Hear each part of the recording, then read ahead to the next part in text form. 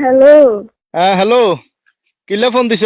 Cabinet টেলাই নেই আজ তো 15 দিনও যায় হারানো হিয়াতে কাবিনেট টেলাই ফোন দিছ আমি তোমার কাছে চলে আমু। কি? আমি তোমার কাছে চলে আমু, আর তো একটু কিছু ভালো লাগে না। তো বালা লাগেন না চলি আইবা কথা কথা তো জাটকি মারছো যে তোমার ঘর করতে না, তোমার সংসার করতে না, বাপের বাড়ি জামু গই, তোমার বাপের বাড়ি ফাওয়ার দেখো, ক্ষমতা দেখো, অন কিল্লে হেঁটে বালা লাগেন না তোমার কাছে চলে আজ তো 15 দিনও যায় না।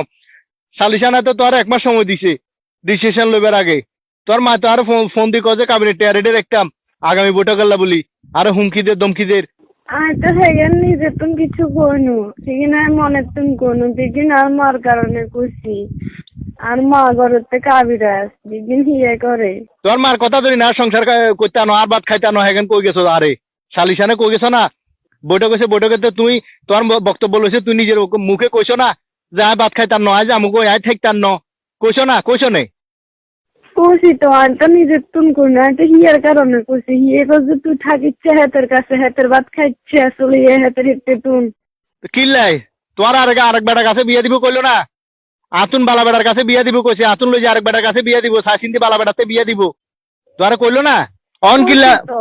তো অন কিল্লা আবার। হ্যাঁ আমি তো কইনু, আমি তো মনের তুন কইনু কিন্তু আরে। আমি তো এই দিন আর মনের বিরুদ্ধে গেছি, আর মা হিগে দিছি।